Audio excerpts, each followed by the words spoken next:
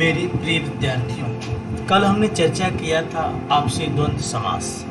द्वंद्व समास किसे कहते हैं? द्वंद्व समास समझाने के बाद आपको हमने कुछ होमवर्क भी दिया था, जिसको बहुत सारे बच्चों ने हमारे पर्सनल व्हाट्सएप पर भेजकर चेक भी कराया। लगभग बच्चों ने सही उत्तर दिया। आज हम पढ़ेंगे अव्ययी भाव समास। अव्ययी भाव समास को पढ़ने से पहले हम ये जान लें अव्ययी का अर्थ क्या होगा। सबसे पहले व्ययी का अर्थ हम जानते हैं। व्यय माने परिवर्तन, खर्च। अ लग गया तो अ का मतलब हो जाएगा नहीं। अव्ययी का अर्थ हो जाएगा जिसमें परिवर्तन न हो। ठीक है, वह शब्द जिसमें कोई परिवर्तन न हो। तो जिस समास में पूर्व पद अव्यय हो, जिस समास में यानी वह जो शब्द हो, समस्त पद हो, उस समस्त पद में पहला पद अव्ययी होना चाहिए।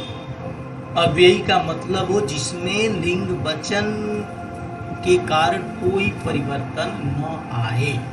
ठीक है, उसे अव्ययी भाव समास कहते हैं। अव्ययी भाव समास की यह भी विशेषता है कि पहला पद अव्यय होता है और वह पूरे पद को अव्ययी बना देता है।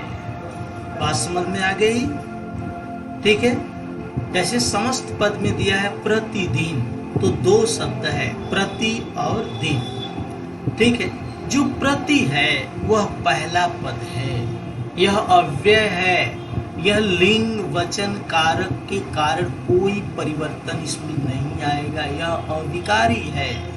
ठीक है, और यह इसके अंदर इतनी क्षमता होती है कि पूरे पद को यह अव्ययी बना देता है। ठीक है, तो प्रति क्या अव्यय हो जाएगा, अव्यय अविग्रह करने पर क्या हो जाएगा, प्रति। धन दिन, प्रति माने होगा दिन, अदीन का मतलब दिन, दिन दिन। ठीक है, यानी प्रत्येक दिन। बात समझ में आ गई? यथाशक्ति, यथाशक्ति में पहला पद अव्ययी है, इसलिए इसमें अव्ययी भाव समास होगा। यथा का मतलब होता है अनुसार, यानी शक्ति के अनुसार। यहाँ देखिए आमरण, आमरण में पहला जो शब्द है आ, यह क्या है? यह अव्ययी है। ठीक, आ माने होता है तक, यानी मरण तक, मरने तक। अनुरूप, अनु माने होता है पीछे। ठीक है, पीछे, रूप के योग्य, यानी किसके रूप के योग्य?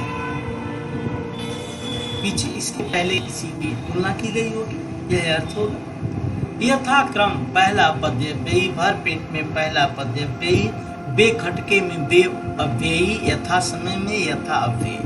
आपको यह जानना है कि पहला पद अव्ययी होता है। ठीक है, देखिए अव्यय को अलग किया है, विग्रह करने के बाद उसका शब्द अर्थ दिया है। उसी तरह इसमें भी दिया आजन, आका। आ क्या है? अव्ययी। आ का अर्थ होता है तक, यानी जन्म तक, यानी जन्म से लेकर।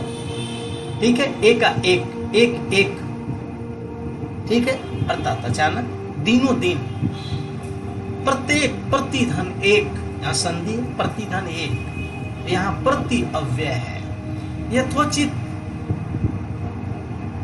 यथो यानी जितना, उचित माने उचित, जितना उचित, रातों रात। कभी कभी क्या होता है, एक ही शब्द दो बार आ जाते हैं अव्ययी भाव समास में। ठीक है, तो वहां भी अव्ययी होगा, जैसे गली गली।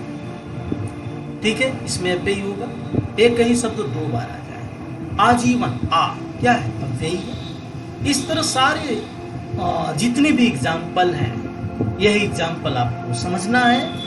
सबसे बड़ी बात यह है कि आपको यह जानना, अव्ययी भाव समास में पहला पद अव्ययी होता। अव्ययी किसे कहेंगे?